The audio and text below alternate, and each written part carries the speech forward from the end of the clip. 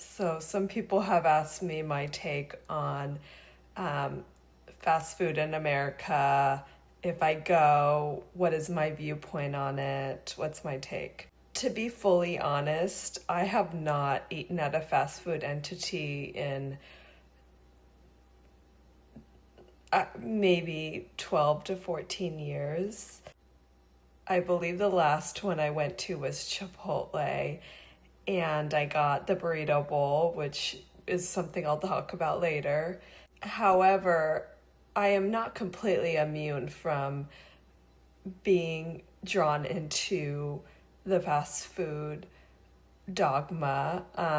I walked by a Dairy Queen last night and I smelled, the waffle cones. I smelled the corn dog batter and the corn dogs frying, and I was like, that aroma smells really good. I understand why people are lured into the quick food industry, and I understand their algorithm a little bit more.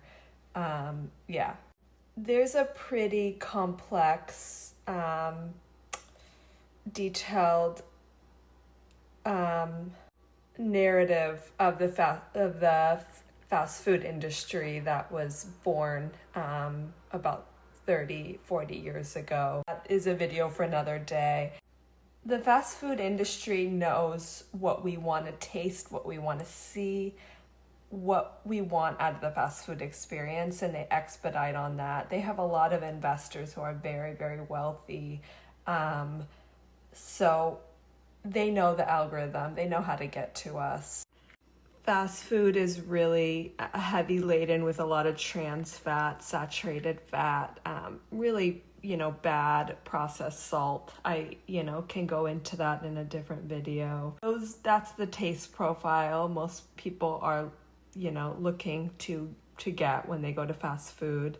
But I'd say don't write it off completely if that's something that you enjoy on your treat days or on your days that, you're taking off from your normal eating regimen or your routine. You like going to get, a McDonald's McFlurry or, a chocolate shake from In-N-Out.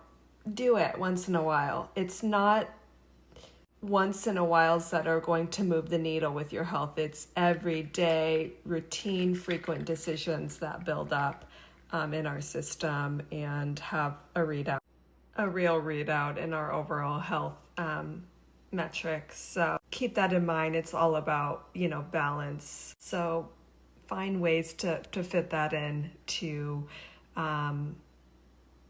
your regimen if that's something you enjoy. I would say the better fast food entities that use not as processed, manufactured, laboratory grown ingredients would be Chipotle.